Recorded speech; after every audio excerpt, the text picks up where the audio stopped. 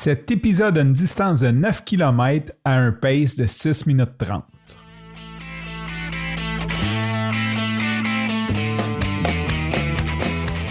Après 4 ans d'absence, je suis de retour avec Coach Bill pour la saison 2 du podcast Coureur.io. Dans cette saison, on veut rendre accessible le monde de la course à pied par des discussions entre nous et divers acteurs du milieu. Notre mission, vous accompagner à vous remettre en forme grâce à la course à pied.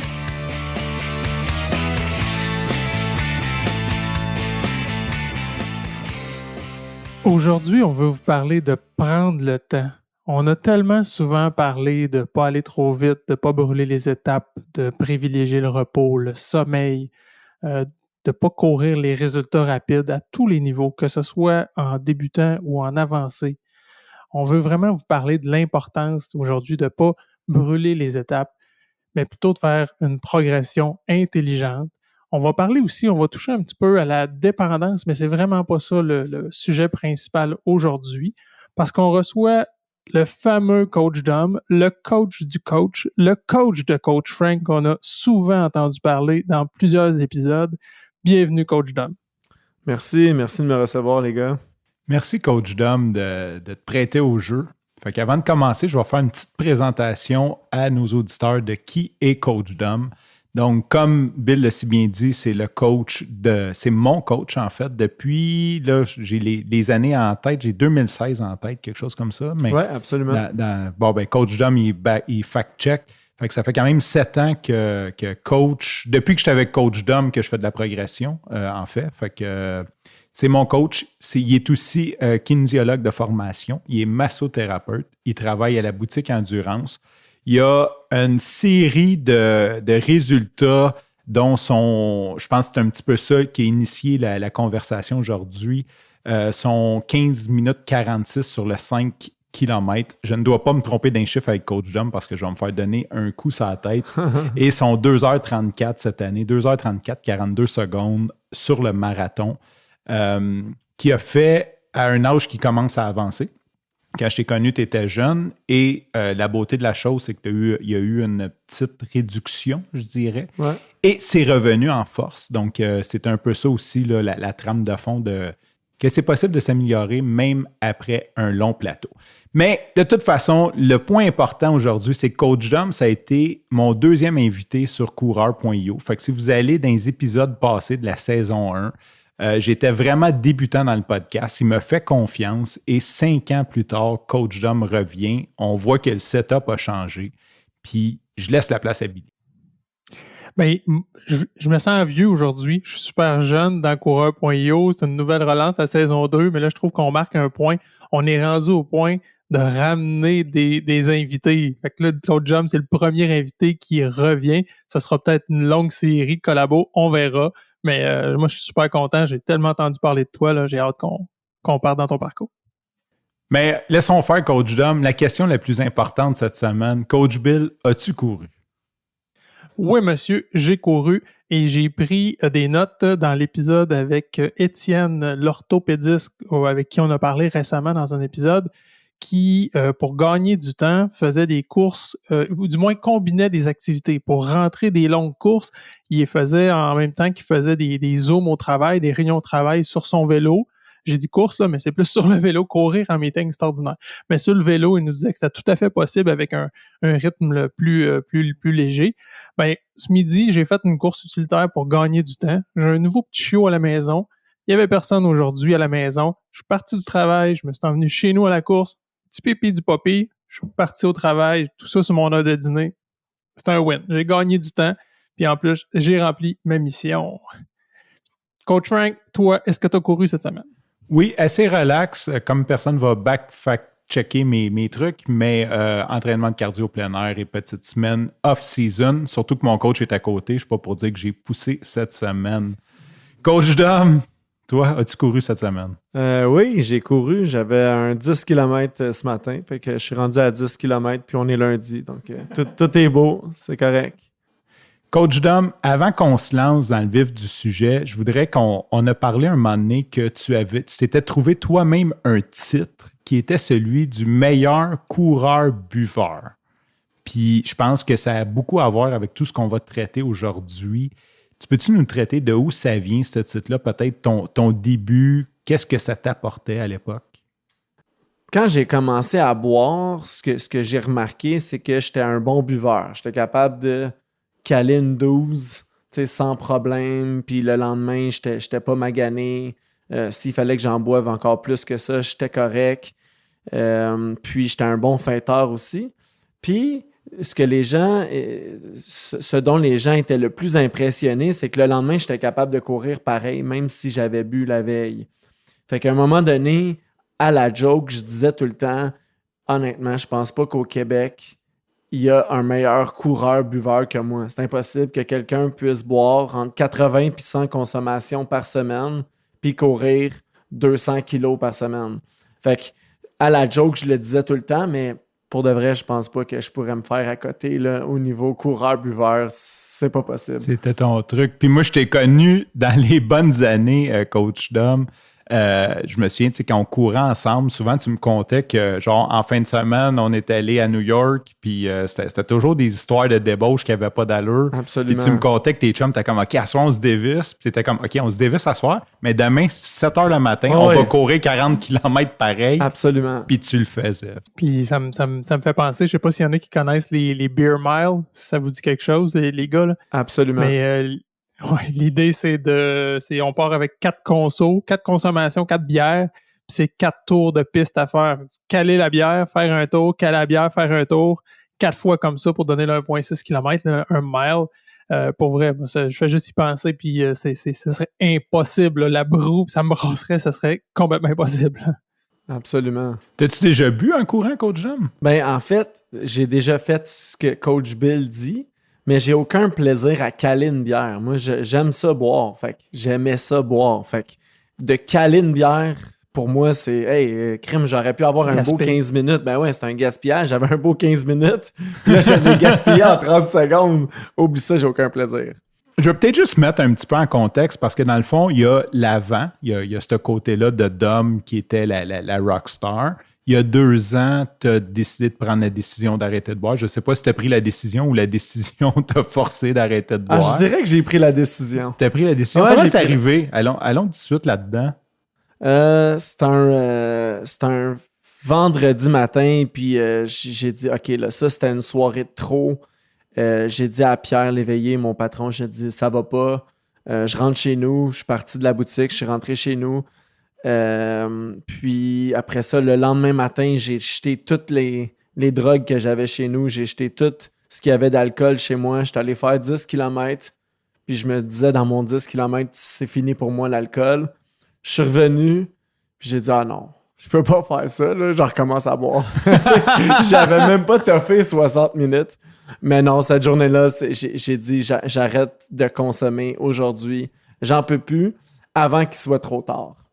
Avant de faire une gaffe, en fait. Je voulais pas être celui qui était allé vraiment trop loin, tu sais, qui commet quelque chose de grave. Je me suis dit, c'est beau, j'ai atteint ma limite. J'ai eu assez de fun avec ça.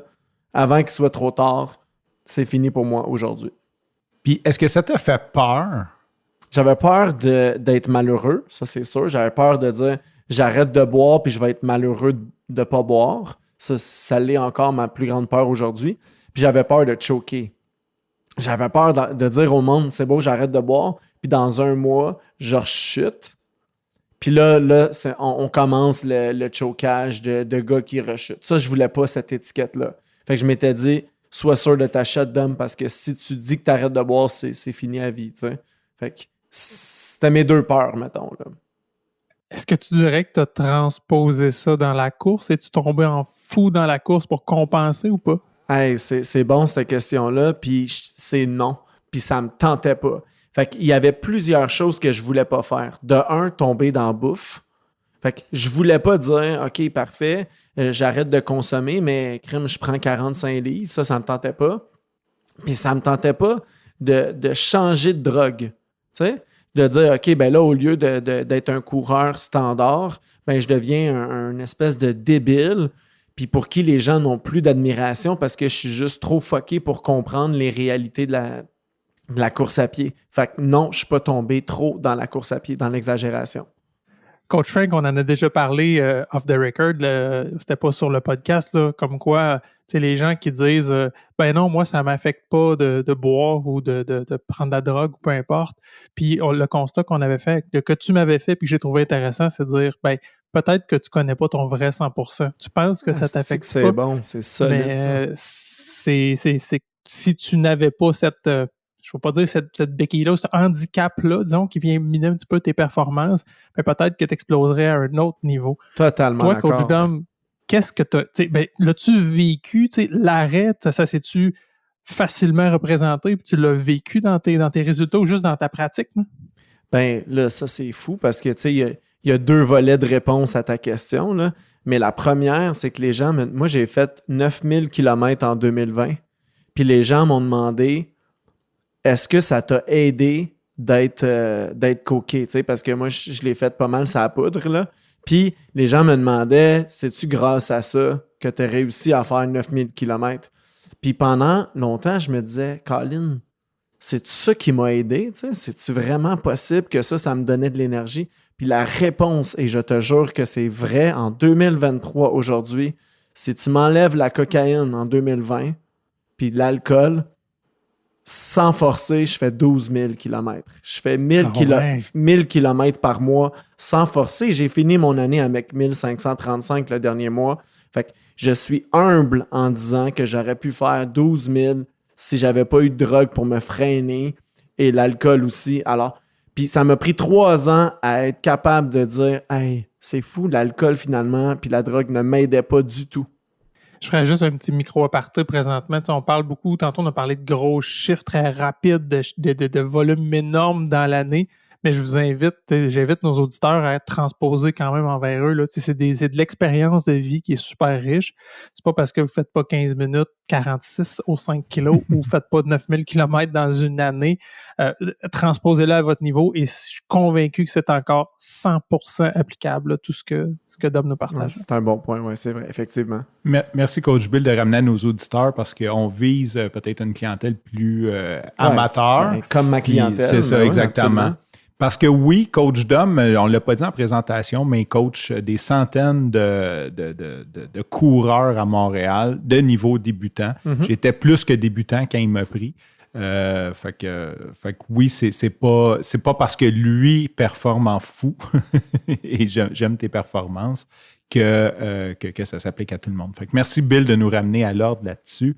Mais Coach Dom, quand on s'était parlé un petit peu de ça, je me souviens qu'il y a eu quand même une période où il y a eu l'arrêt et ça n'a pas été instantanément bénéfique. Je voudrais que peut-être que tu partages ce côté-là un petit peu de... Totalement, parce que moi, j'ai arrêté le 1er août 2021. Puis quand j'ai arrêté, j'avais 3 mois à faire d'abstinence avant mon prochain marathon qui était genre le 2-3 octobre 2021 à Petit-Train-du-Nord. Je me suis dit, hey, 90 jours sans prendre de drogue ni boire d'alcool, c'est sûr que je fais un record par 2-3 minutes sans trop forcer. Puis même mon coach était d'accord avec ça. Puis au lieu d'avoir de plus en plus d'énergie, plus les journées avançaient, c'était l'inverse. J'avais plus d'énergie. J'avais tout perdu mon énergie. Mes douleurs, parce qu'il faut comprendre que la cocaïne, à la base, ça reste un anti-inflammatoire, ça reste un antidouleur. Alors, je ressentais toutes mes douleurs, j'avais plus d'énergie, j'arrivais plus à manger ce que mon corps, dans le fond, je me sous-alimentais depuis des années, j'arrivais plus à manger. Fait que ma performance, en a découlé. Je n'ai pas fait un résultat à la hauteur de mes attentes. Puis ça m'a pris 6 mois plus tard. Je suis allé voir un médecin puis j'ai dit, écoute, j'ai arrêté de consommer, j'ai arrêté de boire, j'ai arrêté de prendre la drogue, puis j'ai plus d'énergie. Puis il m'a dit, c'est normal, ça prend minimum 12 mois avant que ton énergie se retrouve. Fait que ça a été long, puis ça a été chiant cette période-là parce que je me disais, Colin, j'avais des meilleurs résultats avant. Puis même pire que ça, 1 an et demi plus tard, au demi-marathon en début d'année cette année, j'ai fait 15 secondes de mieux que quand je consommais comme un fou. J'étais comme, quoi? Tout ça pour 15 secondes de mieux au demi-marathon? Tu me niaises, là? C'est pas vrai que j'ai fait tout ça pour 15 secondes. Ce soir-là, j'étais comme, hey, fuck off. Je recommence à consommer, là, c'est de la merde. Fait que oui, ça a été long, très, très long. Ça a pris entre 1 an et demi et 2 ans avant que je vois, OK, c'est fait. c'est sûr à 100% que je suis sur la bonne voie. Cette année, je pense que là, c'est un petit peu vers ça qu'on s'en allait. Cette année, tu as comme battu tes records. Ouais, les 4 records sur les 4 distances, je les ai... Tu veux-tu, parce que je les ai dit au début, là, mais ça serait cool que... Ben, dans le fond, 1h15-20 sur le demi, mais j'avais 1h15-38. Fait que 18 secondes de mieux. Là, j'étais comme vraiment fâché, là. J'étais vraiment déçu de mon résultat. Après ça, durant l'été, c'est là que j'ai vu que je prenais une coche. J'ai vu que je n'étais plus du tout dans les mêmes entraînements. Mon coach pouvait me donner 2-3 intensités par semaine. J'en faisais 2-3 par mois avant parce que j'étais trop scrap. Fait que là, j'ai vu la coche vraiment durant l'été. J'ai fait un 10 km, 33 minutes 40, qui est un record personnel par presque une minute, sans forcer. Là. J'avais les fréquences cardiaques basses. Là, je le voyais que, OK, c'est beau, c'est correct. Après ça, aux 5 km, mon coach m'a dit en bas de 16 minutes, c'est sûr. J'y croyais même pas. Finalement, j'ai fait 15-46. Encore là, j'ai dit wow, je vois les effets de tout mon entraînement puis de la cessation d'alcool et de drogue. Puis là, au marathon, 2h34-42, mon record par 3 minutes. Puis encore là, j'ai vu la différence. Tu sais, parce que dans le fond, c'est un peu... On a parlé beaucoup de ton parcours de consommation, d'arrêt de consommation. Mais l'idée de ça, c'est d'aller chercher, de parler aux auditeurs un peu de qu'est-ce que tu en tires comme de ça, puis qu'est-ce que tu as à dire aux gens, pas nécessairement qu'ils boivent, mais comme en général. Tu sais, je pense que c'est un beau message à passer. Puis j'aimerais ça t'entendre là-dessus. Ce qui arrivait avant, là, c'est que je voulais des résultats rapidement. Si je faisais des entraînements, je voulais un résultat tout de suite. Si je faisais 2-3 entraînements par intervalle, je voulais un résultat. Et ce que j'ai réalisé, c'est que ça m'a pris 1 an et demi, 2 ans d'abstinence puis d'entraînement pour voir un petit peu de résultats. Mais ça m'a rendu 1000 fois plus fier qu'avant, parce qu'avant ça, j'avais trop soif de petites victoires trop rapides. Alors, c'est ce que j'aimerais dire aux gens qui nous écoutent. Soyez patients. On n'est pas assez patient. Je le vois dans la façon que les gens m'écrivent leurs courriels. Je le vois dans leurs objectifs. Je le vois dans leur façon de vouloir sauter des étapes, dans notre façon de vouloir sauter des étapes. Et ça, c'est ce que je voudrais amener à faire comprendre aux gens là, qui nous écoutent. En préparation de l'épisode, j'avais envoyé à Coach Frank une citation de Usain Bolt qui disait « Je me suis entraîné pendant 4 ans pour courir 9 secondes. » Puis il y a des gens qui s'entraînent 2 mois puis qui abandonnent parce qu'ils ne voient pas de résultats. Totalement. Je suis vraiment d'accord avec ça. Puis moi, j'aimerais relate, parce que c'est mon histoire, mais ça fait un petit peu partie de la tienne. Mais en tout cas, tu es impliqué dedans. C'est pas ton histoire tant que ça. J'ai commencé à avoir des bons résultats grâce à toi. Puis je me souviens, ça a été comme vraiment fou. J'ai passé de 3 heures sur le demi à 1h50. Puis là, j'ai dit à Coach Jean, j'ai dit, OK, cette année, là, je vais faire 1h45. Il m'a dit, pas sûr de celle-là, moi. Puis il m'a dit, j'aurais peur que si tu le fais pas, que tu sois déçu puis que tu abandonnes la course. C'est ce que tu m'avais dit. Puis je disais, non, je vais le faire, puis tout. Et effectivement, je ne l'ai pas fait. Et je n'ai pas abandonné la course, je dirais, pour rester dans le terme un petit peu, là, c'est un miracle. Là. Mais ça m'a beaucoup démotivé et j'ai fait des pertes. Après, j'ai vraiment été démotivé de ça. Puis c'était ça, je voulais juste avoir comme gagner 5 minutes en 8 mois d'entraînement. C'est comme, surtout rendu à ce niveau-là, ne faisait aucun sens. Puis ça m'a pris comme 4 ans à revenir sensiblement au même résultat par la suite. Fait que je voulais partager là-dessus. As-tu, tu sais, parce que là, c'est beau de dire aux gens comme prenez votre temps, mais as-tu des indicateurs, quelque chose qui pourrait dire aux gens, allumer des lumières sur leur dash, comme OK, là, tu vas trop vite, tu brûles des étapes. Comment qu'on peut faire, dans le fond, concrètement? Là, parce que c'est bien beau le dire, on dit tout ça. Sauf que c'est ça, brûle pas d'étapes, mais comment je peux me rendre compte que je brûle des étapes ou que c'est peut-être le temps que j'ai une réflexion là-dessus? C'est sûr que d'avoir quelqu'un d'un œil extérieur de confiance. Fait que moi, les gens, ils viennent à la boutique, des fois, s'acheter une paire de running, puis je vais même pas dire que je suis coach ou kinésiologue parce que je veux qu'ils comprennent que quand je vais leur dire des conseils ou quoi que ce soit, ben mettons, là, je te donne un exemple, la personne s'achète des running, puis il me parle de son entraînement, mais je vais lui demander, est-ce que tu as une personne de confiance? Pas nécessairement un coach, c'est pas obligé que ce soit un coach, mais une personne de confiance qui peut regarder d'un œil extérieur ce que tu es en train de faire. Si oui, ben c'est cette personne-là qui devrait décider à ta place, t'en fais-tu trop en ce moment? Tout le monde, on devrait avoir une personne de confiance à l'extérieur de nous, plus haut que nous, qui nous dit « Hey Frank, tu sais, je le sais pas, là, mais il me semble que t'es pas d'humeur depuis quelque temps, tu es souvent blessé, tu n'atteins plus tes objectifs, tu perds du plaisir à courir, me semble que tu n'es pas sur le bon chemin. » Alors, c'est ça que je te dirais comme indicateur de peut-être que là, tu essaies de sauter des étapes, c'est d'avoir une personne de confiance qui nous ramènerait sur Terre, là. Je pense que c'est un bon segue, je le dis en anglais, mais une bonne transition vers quelque chose que tu m'as parlé de l'entourage. Tu me parlais de... Tu sais, on parle de tes chiffres, c'est toi qui les as faits, clairement, mais je pense que sans l'aide de ton entourage, tu ne l'aurais pas fait. Est-ce que tu veux me parler un petit peu de l'importance de l'entourage? Je pense que tu as glissé un mot, tu sais, d'avoir quelqu'un de confiance, mais l'entourage en tant que tel. Ouais, tu sais, c'est sûr que si tu es seul, tu vas être freiné, puis tu vas te mettre à douter. Souvent, ce qui va arriver, les gens vont questionner ce que tu fais, surtout en course à pied, avec tous les podcasts qui roulent, avec toutes les lectures que tu peux faire, tout ce que tu peux lire sur Internet. Les gens vont se mettre à douter puis à te questionner. Donc, si tu n'as pas des bons piliers à côté de toi, ben tu vas vite te faire avoir. Fait que si moi, je te dis « Hey Frank, tu trouves pas que 80 km, c'est beaucoup au mois de novembre? » Mais si c'est toi-même qui te coach, peut-être que là, tu vas être cloîtré dans ta réponse puis tu ne sauras pas quoi dire. Tandis que si tu as un coach, comme moi, j'ai un coach qui est un Olympien, ben c'est sûr que si tu me poses une question, moi, je vais te répondre « C'est beau, regarde, je vais te donner son courriel à mon entraîneur. Tu iras y demander à lui si c'est trop. Puis bonne chance avec sa réponse. » Fait que moi, d'être bien encadré, d'être bien épaulé, c'est ce qui m'aide à réussir, c'est sûr, là. Tu as dit quelque chose, tu as dit si tu te coaches toi-même, je pense que ça n'existe même pas. Absolument. Tu l'as dit, ça sonne bien faux, ça. On est les pires juges pour nous-mêmes.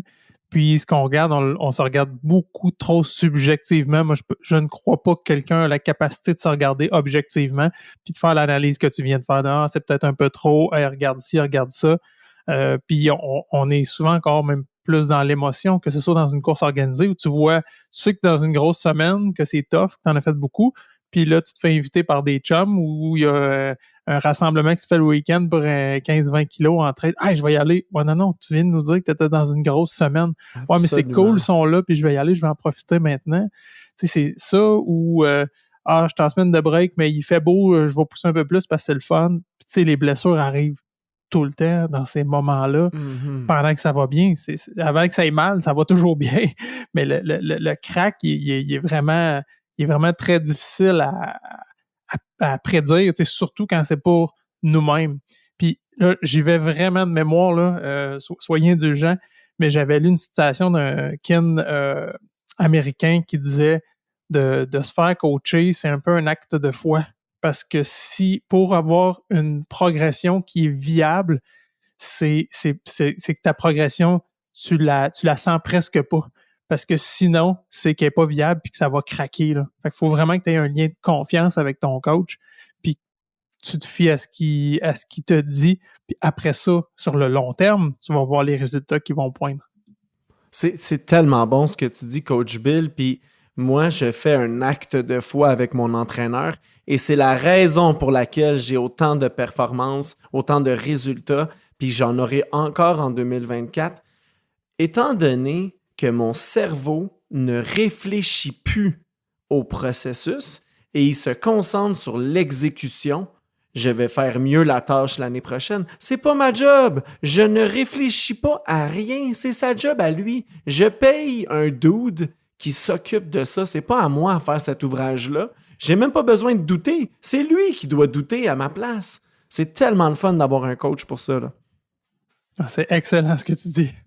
Oui, puis j'aimerais rebondir, tu sais, s'auto-coacher, fait juste écouter la voix, parce que le pire coach, le meilleur coach qu'on peut avoir, c'est nous-mêmes, puis c'est le pire en même temps. Écoutez la voix qui est dans votre tête, qui vous dit que vous n'êtes pas bon, que vous êtes un loser, que vous êtes qui passe son temps à vous dénigrer, puis essayez de dire la même chose à quelqu'un d'extérieur, puis vous ne seriez même pas capable d'aller aussi méchant. Donc, comme quoi qu'on est tellement un mauvais juge pour nous. C'est bon, ça, j'avais jamais T'sais, entendu ça. tout ce que tu dis à toi-même, tu ne serais pas game de le dire à quelqu'un. C'est vrai. Quelqu'un Bon que t'aimes, puis même peut-être quelqu'un que t'aimes pas, à la limite, tu lui Ça dirais vraiment. même pas ça. Tu serais même pas capable d'y C'est dire. bon, c'est bon. T'as raison.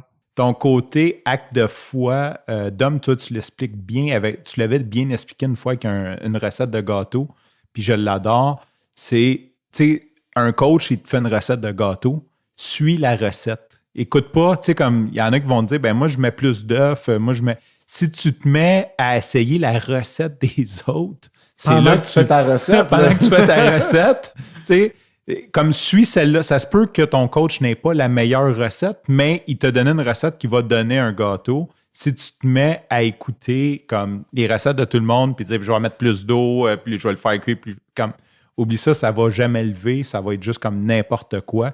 Quand tu auras réussi cette recette-là, tu pourras peut-être regarder pour d'autres recettes éventuellement. Fait que j'avais aimé cette image-là que tu avais créée pour. Tu sais, en lien avec mon entraîneur, moi, ça fait 10 ans que je le connais, mais ça fait 10 ans qu'on bâtit le lien d'amitié, qu'on bâtit le lien de confiance, qu'on bâtit.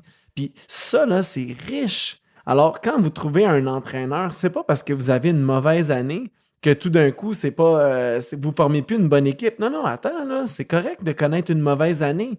Puis au contraire, c'est une richesse pour d'autres prochaines années. Alors, de rester avec lui et de continuer de travailler fort, ça va nourrir encore de meilleurs résultats par la suite. Fait que des fois, là, c'est pas toujours bon d'essayer tout de suite un nouveau gâteau. Là. Ouais, non, mais je conseille pas.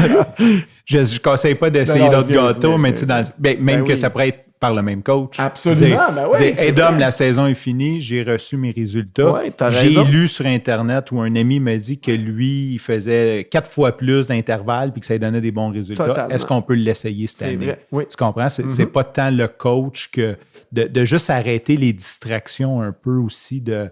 Parce qu'on peut lire tout et l'inverse sur Internet. Je veux dire, Surtout en course à pied, c'est fou. Là. Il y en a un qui va dire de courir vite, l'autre il dit de courir pas vite. Fait qu'à un moment donné, comme juste, fais confiance à ton coach, fais confiance à son programme, puis c'est ça. Je pense que j'en ai déjà parlé sur un autre épisode, puis je nous écoute depuis tantôt, puis quand on parle du coach, c'est vraiment quelqu'un qui va être là pour te regarder, te guider, voir où tu t'en vas, te conseiller, rassurer tes doutes, etc. Puis souvent, ce qu'on entend plus dans le langage populaire, c'est « Ah, mon coach m'a donné un plan. » Pour moi, ça c'est mon opinion, le plan, pour moi, ça ne vaut pas grand-chose dans la structure, dans le service de coaching.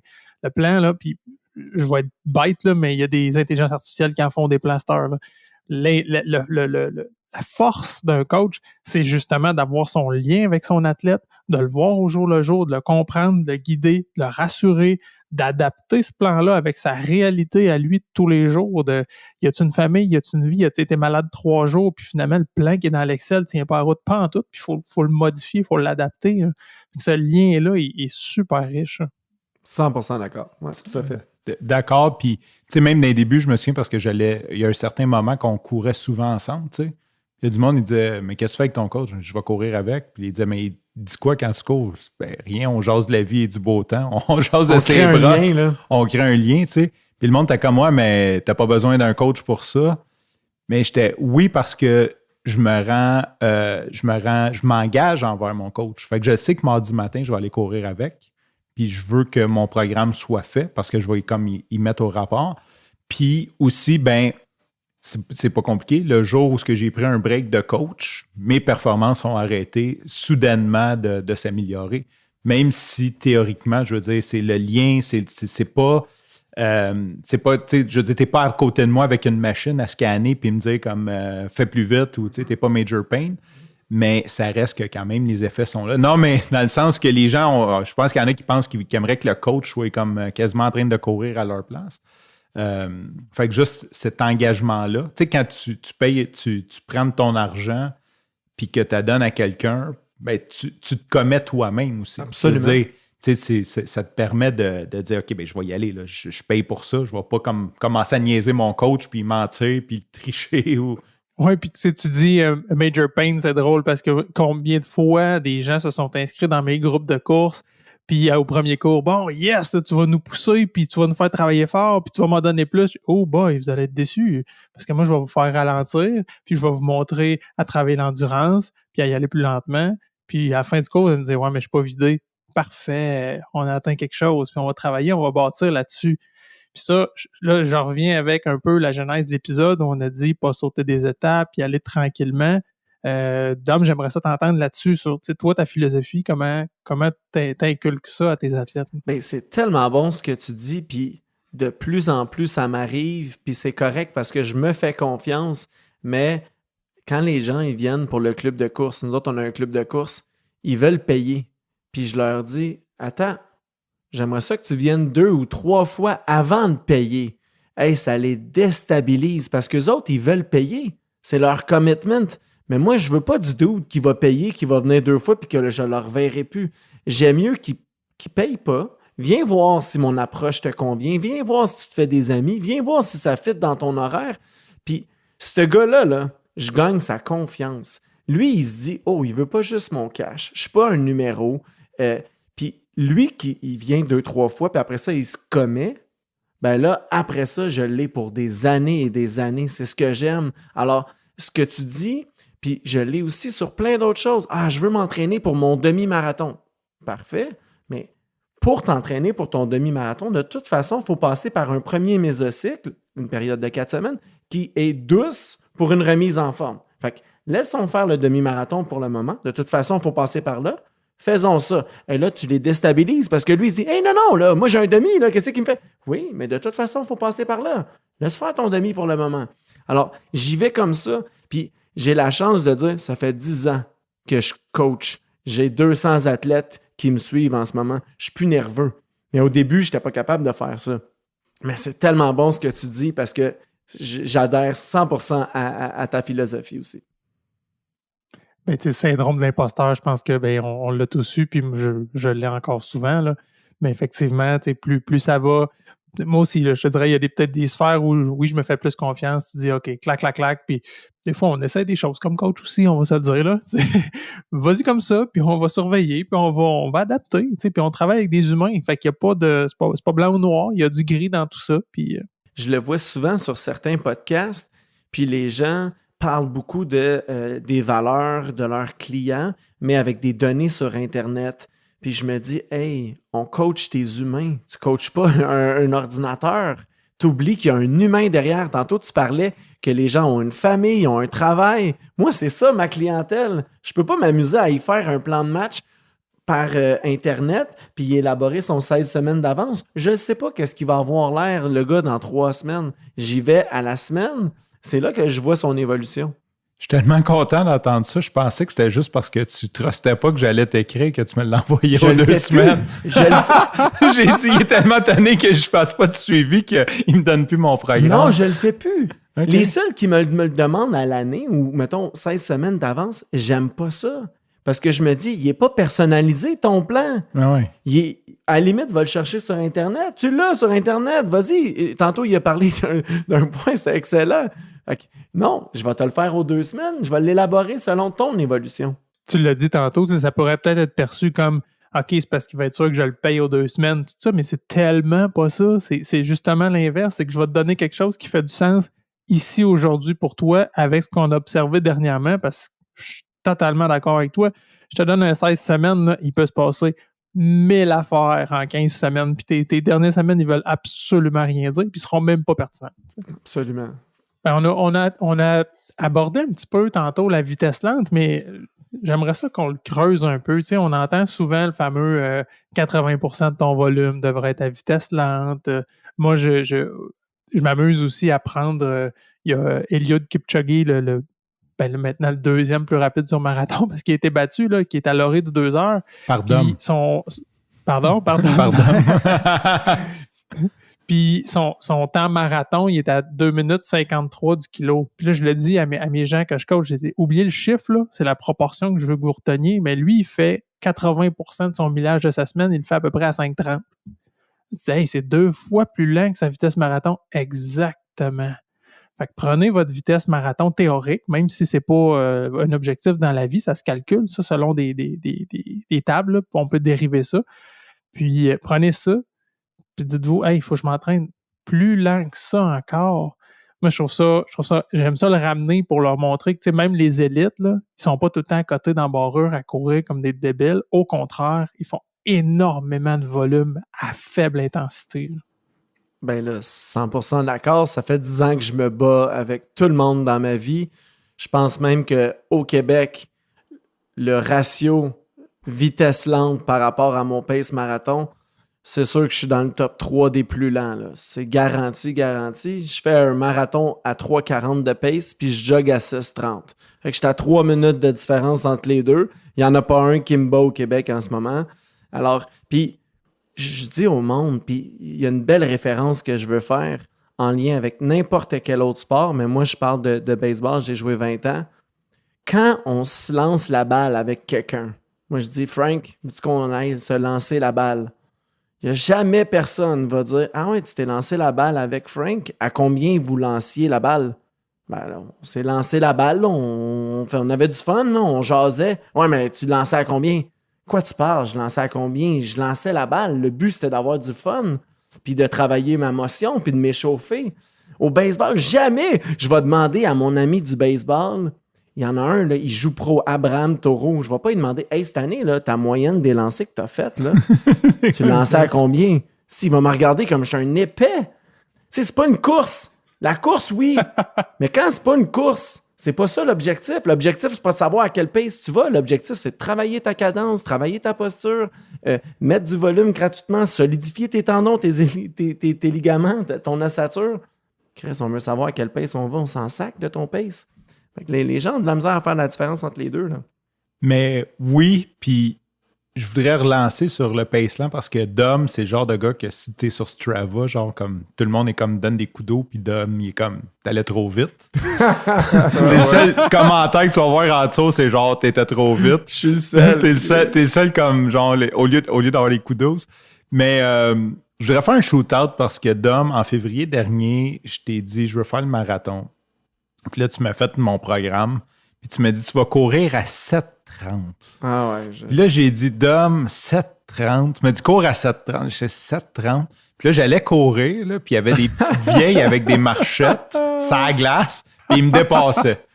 Là, j'étais comme, OK, mais je vais pas courir à 7,30. Fait qu'à un moment donné, j'ai triché un peu. Puis là, Dom, il m'a pogné. Il m'a dit, là, tu cours, soit que tu arrêtes de courir vite ou je te laisse. Puis j'ai continué à 7,30 et je dois admettre que comme un mois et demi après, tu m'as rechangé, mais j'ai tellement senti les résultats, j'étais comme, calisse qu'il avait raison. Là, je m'excuse pour le sac, là, mais c'est vraiment ça qui m'a passé par la tête quand j'ai vu le gain que j'ai fait en courant à cette vitesse-là. Même si je trouvais ça d'un ennui incroyable, ça m'a vraiment beaucoup aidé. Fait que je veux juste faire un props là-dessus puis renchérir sur cette importance. Tu me fais penser, là, il y a une femme, OK, qui m'a pas achalé, là, mais presque pendant plusieurs semaines parce qu'elle voulait que je la coach. Puis là, tu sais, finalement, je dis OK, parfait, on va faire un appel. Fait que là, je dis OK, toi, tu fais un demi en combien de temps? Fait que là, je calcule son pace demi-marathon. Puis là, je fais la proportion à quelle vitesse elle devrait aller en VL. Fait que j'ai dit, j'aimerais ça que tu fasses 2 semaines de jog à 7,30 au kilo. Puis là, elle me dit 7,30? Là, je suis capable de jogger à 6,15. Pourquoi j'irais à 7,30? J'ai dit, ben parce que c'est comme ça que tu vas t'améliorer. J'aimerais ça que tu jogues pendant 2 semaines à 7,30. Puis elle me dit, ah ben moi, je fais pas ça. Là. Je vais pas faire à 7,30. J'ai dit, ben parfait. Si moi, je veux pas de clients qui vont aller jogger à 6. Fait que je suis vraiment désolé. Puis on a mis fin à l'appel, puis on s'est plus jamais reparlé. Puis je suis comme, quoi? Je t'offre, j'ai 10 ans d'expérience. Pour vrai, j'ai même plus besoin de me présenter. Puis je te dis qu'est-ce qu'il faut faire, puis tu le prends pas. Ben, correct. Ah ouais, c'était meilleur que moi, Félix. Oui, c'était meilleur que moi. Vas-y. Coach Frank avait fait à un moment donné une sortie sur Strava, puis il m'avait dit tu vas voir, j'étais pas bien vite, mais c'est parce que Coach Dom m'avait dit que si j'allais plus vite que Seth, il me droppait comme athlète. Fait que, il me justifiait pourquoi il allait lent. On fait ça. Faut pas que je le juge. Ben oui. Oui, on fait ça. C'est vrai qu'on fait ça. Ben oui, mais la vérité, c'est que je suis lent. Mais là je peux le mettre sur le dos de Moi Coach aussi, Dom. je suis lent en VL. Fait que- Ça me fait penser à un concept que les gens aussi comprennent peut-être pas bien, surtout les amateurs, c'est la cadence versus la vitesse qui est tellement pas la même chose. Mhm. Moi, si j'avais une métrique que je trouve qui est excessivement sous-estimée en course à pied, c'est la cadence. Et puis, j'ai coaché des gens qui étaient obligés de courir en groupe avec d'autres, puis qui ont dit non, je peux pas à sa vitesse parce que je vais me blesser.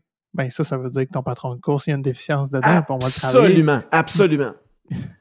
Puis, effectivement, c'est parce qu'en ralentissant sa vitesse, elle ralentissait beaucoup sa cadence. Puis effectivement, là, ils se blessaient, ces gens-là.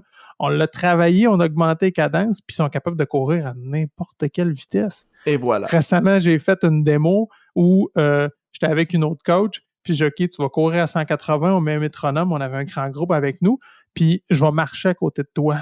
Je veux que tu puisses montrer que tu es capable de courir, puis avec côté d'un marcheur, tu vas tout de même être à 180, puis ça va quand même être de la course. Hein. Je suis 100% d'accord avec toi. Puis pour relancer sur la cadence, moi, je fais mes évaluations souvent à la boutique, puis mes collègues sont là. Puis je me le fais dire là, à tous les mois par mes collègues. « Hey Dom, tu sais, est-ce que tu fais juste parler de cadence à tout le monde? Tu sais, genre, tu connais-tu juste comme une affaire? C'est genre ralenti, puis on va checker ta cadence. » Puis je suis comme « Hey bro, la course à pied, c'est le sport le plus simple au monde. Il est simple, on va le garder simple. Puis l'affaire la plus importante, c'est ta cadence. Je te le dis. Puis tu as raison, Bill, parce que les gens peuvent pas ralentir parce qu'ils se blessent. Non, c'est parce que tu ralentis ta cadence, tu ralentis la vitesse de tes pas. C'est pour ça que tu te blesses. Puis je vais faire un petit retour sur... Tantôt, tu as dit, tu as passé ça en douce, tu as parlé de volume gratuit. Oui. J'aimerais ça. Qu'est-ce que tu entends par du volume gratuit? Volume gratuit, c'est que pour moi, courir à 6,30 au kilo, c'est gratuit, là. Je peux, sincèrement, je l'ai fait, là, je peux te faire 400 km cette semaine à 6,30. Mais sans endommager mon corps. Mais j'ai quand même 409 km de course à pied dans ma semaine. Ça veut dire que si mon entraîneur, à la fin de ça, il me demande de faire 5 km pace marathon, j'ai accumulé 409 km de fatigue.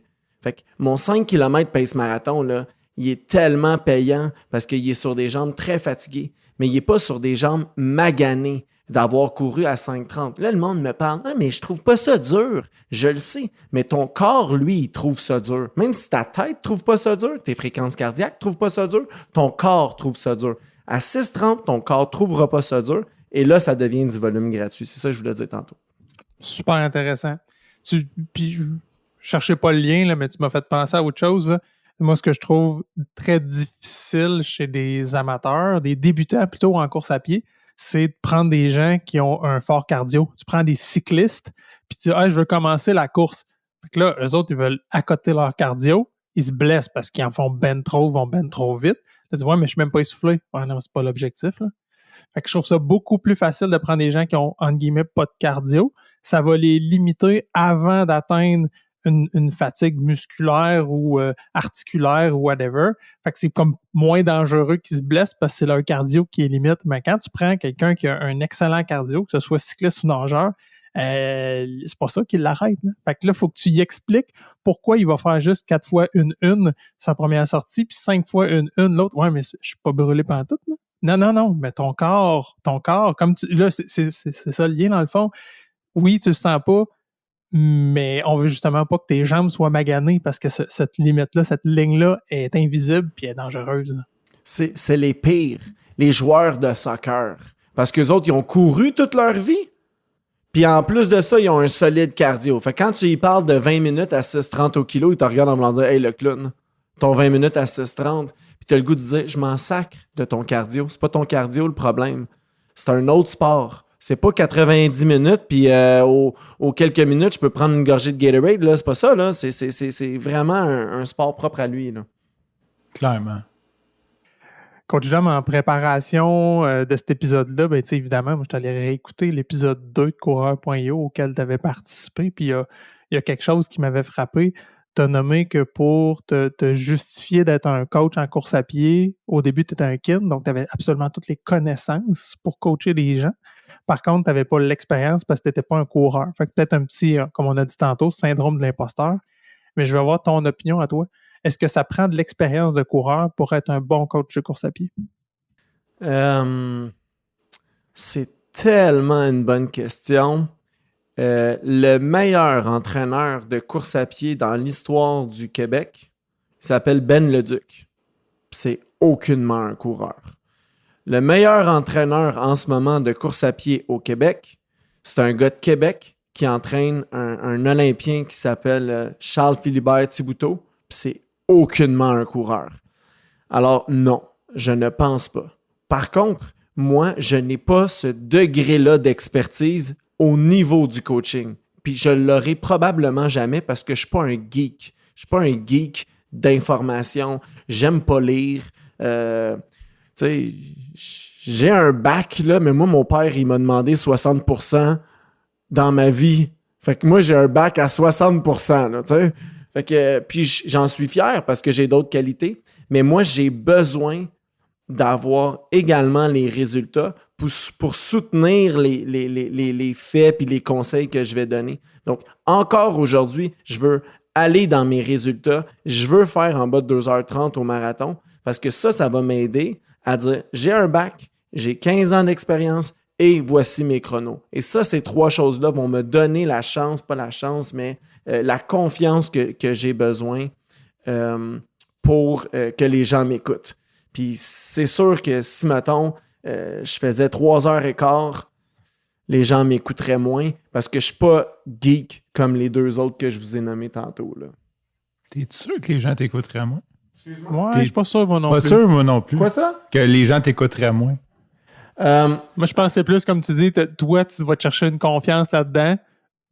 Puis je me reconnais là-dedans. Là. On veut se légitimiser, mais je suis pas sûr que ça a une si grande portée pour les gens. Là. Ben, mettons, là, je trouve ça intéressant comme discussion. Il y a quelques jours, il y a une des coureuses de l'équipe Endurance. On a fait le souper équipe Endurance. On était 85. Puis il y a une des coureuses qui m'a dit, tu sais, Dom, t'es le meilleur du club. Puis t'es le coach. S'il y a quelqu'un là, du club qui vient l'année prochaine puis qui te bat, il est meilleur que toi, comment tu vas te sentir? Puis j'ai dit à ma coureuse, et c'est la vérité, j'ai aucun problème à être 2e ou 3e ou 10e. Mais si la personne se prend également pour un coach puis qu'elle me bat, là, ça va devenir difficile pour moi. Parce qu'elle va avoir quelque chose que moi, j'ai pas, c'est-à-dire des meilleurs résultats. Et possiblement, fort possiblement que si cette personne-là, moindrement, est capable de faire des recherches et va lire sur le sujet, elle va être capable d'avoir une deuxième chose que moi, j'aurais pas ou que j'ai pas. Donc, j'ai besoin, moi, personnellement, de garder mon lien avec les résultats pour être capable de soutenir mes conseils. Peut-être que les gens vont m'écouter pareil, mais effectivement que moi, pour ma confiance, j'ai besoin d'avoir un bon résultat, des bons résultats. Puis là, c'est propre à mon année. Là. Si un jour j'ai 40 ans et que je fais encore des bons résultats, bien là, c'est sûr qu'un gars de 20 ans va être meilleur que moi, mais ça ne me dérangera pas. Mais à 40 ans, je veux encore être capable de faire des bons résultats. C'est le chemin que je prends, moi. C'est ça que je veux dire, en fait. Je ne sais pas si c'est clair. Oui, je trouve ça intéressant. Ce que je trouve intéressant, ce que je voudrais souligner là-dedans, c'est que c'est pour toi. Ouais, moi, je suis comme ça. Parce que clairement, tu serais le pire. Tu sais, quand je t'ai pris comme coach, je suis pas allé voir tes chronos. Puis tu m'as aidé. Tu serais le pire coureur, tu finirais 4 millième au marathon, puis je veux dire, tu serais mon coach pareil. Mais je trouve ça intéressant, puis je pense qu'à chaque coach, sa façon. Puis moi, j'aurais le goût, mettons, d'arriver un jour puis d'avoir 50, 60 ans puis de dire « Hey, regarde ça, man. J'ai 60 ans. Regarde mes chronos. Regarde ce que j'ai fait dans ma vie. » Puis c'est cette façon-là de coacher que j'aurais envie d'y aller avec inspiration de ce que moi j'ai fait, de ce que moi j'ai vécu, au lieu d'une autre façon qui est tout aussi bonne au final. Est-ce qu'il y a une question, un sujet, quelque chose qu'on n'a pas abordé? Tu sais, on a fait un petit peu le tour de la dépendance, le côté fait. Je pense qu'on l'a peut-être moins abordé de cela, du côté fait est mieux que parfait. Je pense qu'il y a un certain moment où ce que tout dans ta vie devait être parfait. puis ça te causait beaucoup de stress. Je pense que de t'être enlevé ce stress-là t'a aidé beaucoup. As-tu quelque chose que tu voulais rajouter? Ouais, ben, tu sais, dans le fond, avant ça, si c'était pas parfait, je voulais pas le faire. Puis, si c'était pas parfait, j'en étais pas fier. Et ça, c'est vraiment là, l'abstinence puis les meetings qui m'ont aidé à dire « Hey man, il y a tellement rien de parfait, là, mais genre absolument rien. » Puis si tu focuses trop sur la perfection, tu vas en perdre tes mots, tu vas en perdre tes moyens. Clémentine à la maison, c'est notre fille de 9 ans, là, ben, la fille à ma conjointe de 9 ans, elle pratiquait son oral. Puis elle voulait que son oral soit parfait. Puis j'ai dit, Clémentine, quand tu fais ton oral, il faut que tu te trompes au moins 2-3 fois pendant ton oral. Puis là, elle était comme, mais pourquoi je ferais ça? Mais je dis, parce que ça va faire rire la classe. Puis là, tu te calmes, puis tu reprends ta phrase. Puis là, ça va te rassurer. Fait qu'il faut vraiment que tu aies comme objectif de te tromper 2-3 fois. Puis là, déjà dans sa face, elle était vraiment plus rassurée, elle était plus confiante. Puis là, elle me faisait son oral. Puis là, j'étais comme, OK, là, c'était juste... Fait que c'est un super bon conseil de dire aux gens, arrêtez de chercher la course parfaite, arrêtez d'attendre le moment parfait. Oh, l'année prochaine, là, c'est un bon moment où je vais commencer mon plan dans 1 mois après le temps des fêtes. Non, dans le temps des fêtes, aie un plan, mais qui soit beaucoup moins rigide, que tu ne vas pas suivre à la lettre, mais c'est pas grave, tu vas pouvoir t'améliorer quand même. Donc, d'essayer d'arrêter de viser la perfection, puis ça t'amène à des meilleurs résultats encore. Moi, en tout cas, ça a fonctionné pour moi. Puis je pense qu'il y a quelque chose là-dedans puis j'en ai déjà parlé sur le podcast. L'anxiété est pire, tu sais, comme dans le sens que un soir que tu vas te coucher puis que tu n'arrives pas à t'endormir, là, tu te mets à stresser. Tu te dis, OK, mais demain matin, il faut que je me lève tôt parce que j'ai ça à faire. Et cette espèce de stress de ne pas dormir est plus néfaste que de ne pas dormir en tant que tel. Ah, totalement. Fait que c'est un peu ça que j'entends de ce que tu dis, c'est que des fois, on se met tellement de pression qu'à vouloir être parfait, que c'est plus nuisible parce qu'on n'est pas en train de se concentrer à faire ce qu'on a à faire. Comme tu m'as dicté dans les débuts, puis que j'applique à tout, puis que j'ai appris aussi par la suite. Il me disait, concentre-toi pas sur ton demi-marathon ou peu importe ton objectif. Concentre-toi sur ce que tu as à faire aujourd'hui. Qu'est-ce que tu as à faire aujourd'hui dans ton plan pour arriver à ton marathon dans 6 mois ou peu importe ton objectif dans 6 mois. Fait que c'est un peu à ça que j'entends que ça se ramène. C'est que cette espèce de stress de performance-là te tire tellement d'énergie que tu n'es pas en train d'exécuter ce que tu as à faire. Puis au final, ça te nuit. Absolument. Moi, j'ai une dernière question de service public. Je veux rendre service à beaucoup de coureurs. Tu travailles à Boutique Endurance. J'ai vu sur tes courses que tu as couru, certaines des photos que tu as couru avec du New Balance 1400 V6, qui est un modèle de soulier mythique que tout le monde autour de moi apprécie. Qu'est-ce que tu conseilles à tous les orphelins de ces souliers-là que New Balance a arrêté de produire pour une raison que je ne m'explique pas? Qu'est-ce que je leur conseille de faire à ces gens-là? Ça ou tu sais, je 20 comprends pieds de qu'il y a corde pas à de... canot, man. Ouais, c'est ça. Mais c'est une question. Je comprends que chaque pied, puis je suis avocat de ça, là, chaque pied trouve son soulier, etc. Là, mais y a-tu un modèle de remplacement ou quelque chose? Tu dis, hey, allez, essayez ça y ressemble. Premièrement, je comprends pourquoi tout le monde était en amour avec ce soulier-là. Sachons que la raison pour laquelle ça a été arrêté, cette production-là, c'est que ce soulier-là a frappé seulement au Québec. Alors, il n'y a nulle part ailleurs où ça a fonctionné, ce soulier-là, ni ailleurs au Canada et ni ailleurs aux États-Unis. Alors, c'est pourquoi ils ont arrêté la production. Pourquoi ça a frappé fort au Québec? Moi, je ne rentrerai pas dans les détails parce que c'est un long débat, puis ce n'est pas le but de la chose aujourd'hui. Alors, je vais répondre à ta question. Je dirais le Hyperion de Brooks. C'est le soulier qui s'y rapproche le plus. On est dans le léger, on est proche du sol, on a une belle flexibilité. Évidemment qu'il est un peu plus dispendieux, Mais honnêtement, et c'est pas parce que j'aime Brooks, j'adore Brooks, mais c'est pas que je veux plugger la compagnie, mais en termes de durabilité par rapport à son prix, il est extrêmement durable. C'était le défaut des 1400. Il n'était pas si durable que ça. Alors, Hyperion de Brooks, sans l'ombre d'un doute. Hey, merci. Puis écoute, c'est exactement ce que je me suis fait conseiller dans une autre boutique ici à Trois-Rivières, au Yeti. Je l'ai shoot out.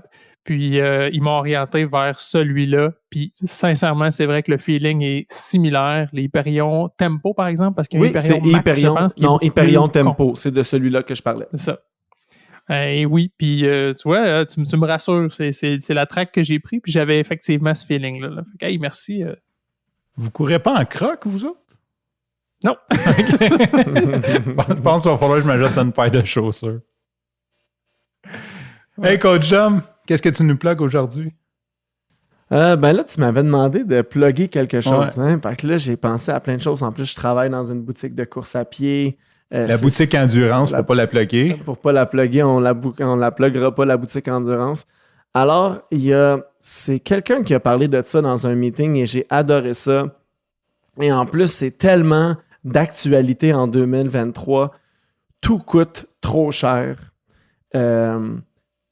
L'épicerie coûte trop cher. Si tu veux avoir un entraîneur, c'est monstrueusement cher. Tu t'en vas au restaurant, tu veux voyager. Tout coûte trop cher. Et nous, on a la chance d'être au Québec.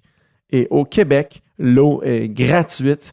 Allez en Europe, puis l'eau, vous allez la payer très cher. Alors moi, je voulais plugger au monde de boire de l'eau. C'est gratuit. C'est Boucard Diouf même qui l'a dit un jour. C'est la ressource naturelle la plus sous-estimée. Alors, moi, c'est ça que j'avais envie de plugger aujourd'hui. C'est l'eau. C'est gratuit au Québec et on n'en boit pas assez et c'est trop sous-estimé. On est là à passer notre temps à vouloir boire des boissons. On va changer, on va mettre des boissons sans alcool. Je trouve ça cool. Mais par contre, un grand verre d'eau, ça peut très bien fonctionner aussi. C'est ça que j'avais envie de... Je sais pas si j'avais le droit de plugger ça, mais c'est ça que j'avais envie de plugger aujourd'hui. Tu as le droit de plugger ce que tu veux. On a un vieil épisode, justement, que, tu sais, dans le temps, je demandais c'est quoi l'accessoire de course préféré. Puis il y a du monde qui disait l'eau. Fait que je trouve ça cool que tu ramènes ça. Parfait. Hey, belle plug, tu sais, c'est original, puis j'aime ça, puis tu as raison, c'est tellement la base de la vie, l'eau, c'est important, puis c'est bon de le rappeler.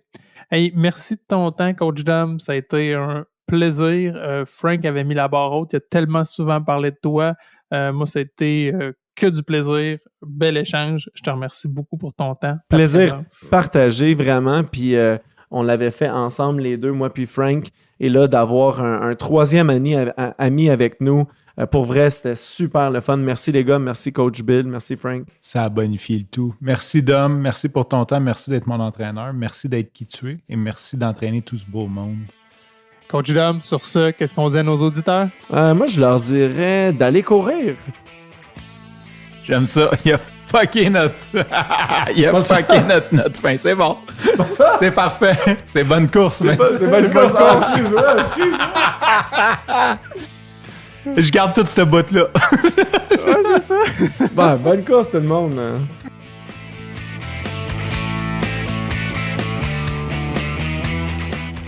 Ici Coach Frank. Avant de vous quitter, si vous avez aimé cet épisode, une bonne façon de nous aider, c'est de partager cet épisode avec un ami. Bien sûr, vous inscrire au podcast, nous laisser un review 5 étoiles et un commentaire sur Apple Podcasts ou Spotify serait énormément apprécié. Okay guys, like and subscribe.